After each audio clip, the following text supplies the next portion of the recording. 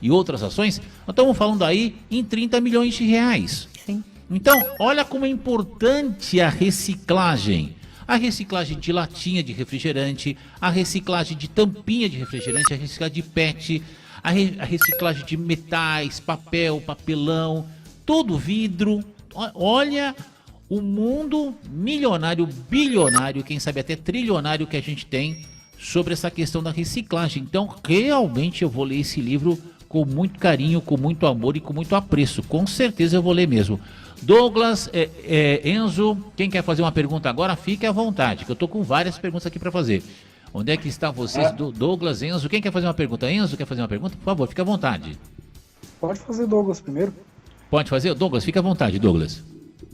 Então, com todo esse sistema de gestão, né, que nós temos hoje aqui, será que a Eliana ela tem ideia de quanto que a gente consegue separar de lixo orgânico, inorgânico, quanto que é reciclável?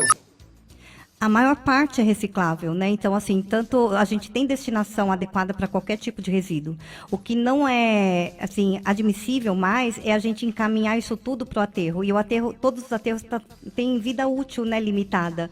Aqui em Santo André, nós tivemos essa questão que teve uma expansão, né, do aterro que estava fechado e aí conseguiu reabrir e receber um pouco mais, mas a maioria dos resíduos de todo o ABC e da Baixada Santista vai para Mauá, né, no aterro particular. Sim. Então, assim, o que acontece com todo esse processo? As empresas, elas têm por lei de praticar logística reversa. Então, tudo que ela produz e distribui, ela tem a responsabilidade de recolher.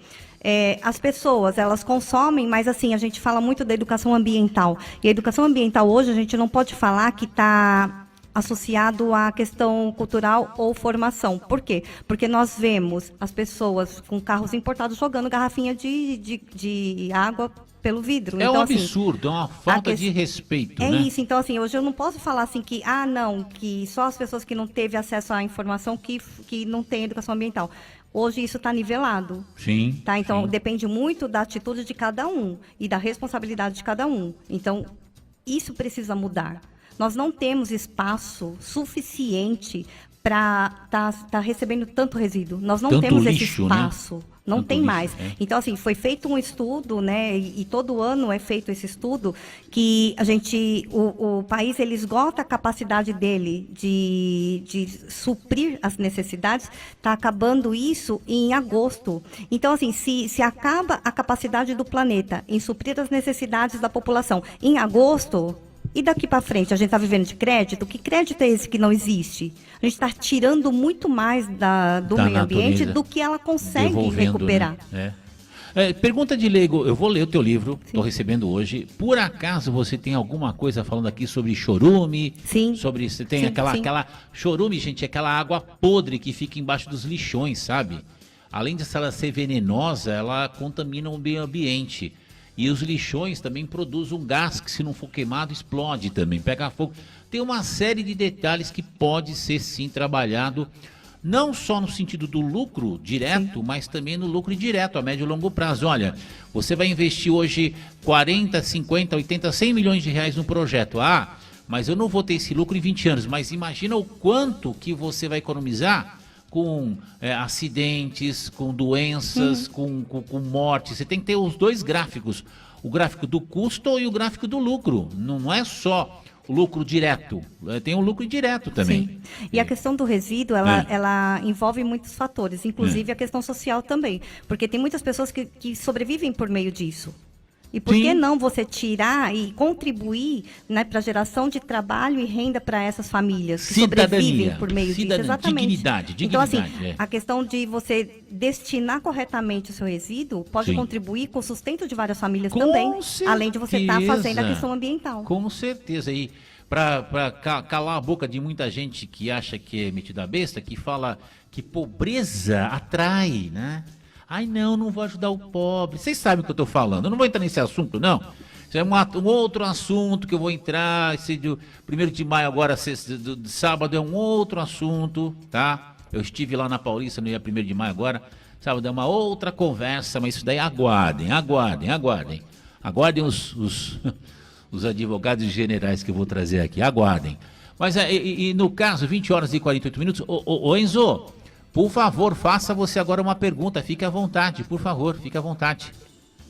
Obrigado. Eliana, eu ia te perguntar, nessa questão de gestão de recursos, tanto na sua atuação acadêmica quanto profissional, quais foram as questões jurídicas e os desafios legais que você encontrou ao realizar seu trabalho, como você contornou eles ou conseguiu resolvê-los? Na verdade, assim, tem algumas fases, né? Na minha tese de doutorado, eu falei especificamente dos ciclos das políticas públicas, né? Então, nós temos uma legislação muito boa, que é a questão, nós tivemos a questão da agenda, né? Então, o problema levou essa questão para a agenda.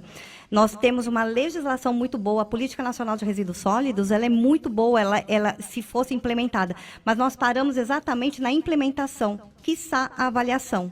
Então, no ciclo de política pública, nós vemos isso funcionando muito bem, da agenda e da elaboração. Da implementação e avaliação, a gente já não consegue tirar do papel.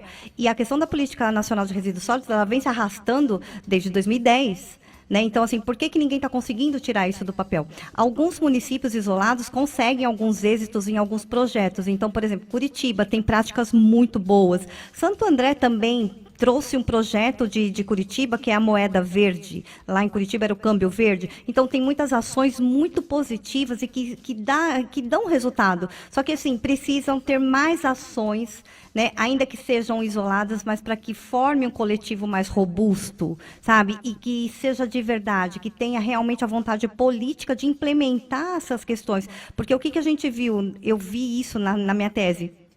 A questão da obrigatoriedade dos municípios em elaborar os seus planos de gerenciamento integrado de resíduos, eles fizeram, mas nunca saiu do papel. E na minha tese eu fiz o estudo da região metropolitana de São Paulo, em comparação a Lisboa. Então nós vimos que é possível em outros países. Lisboa, a legislação deles é muito semelhante à nossa, no tocante a resíduos sólidos. E eles conseguiram implementar. Por que nós não conseguimos? Né? O que eu identifiquei?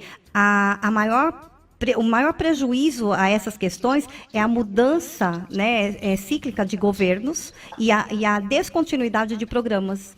Então, assim, mudam os prefeitos, param-se os projetos. E projetos esses de meio ambiente, eles precisam ter continuidade no tempo para ele crescer e se fortalecer, porque precisa da participação das pessoas.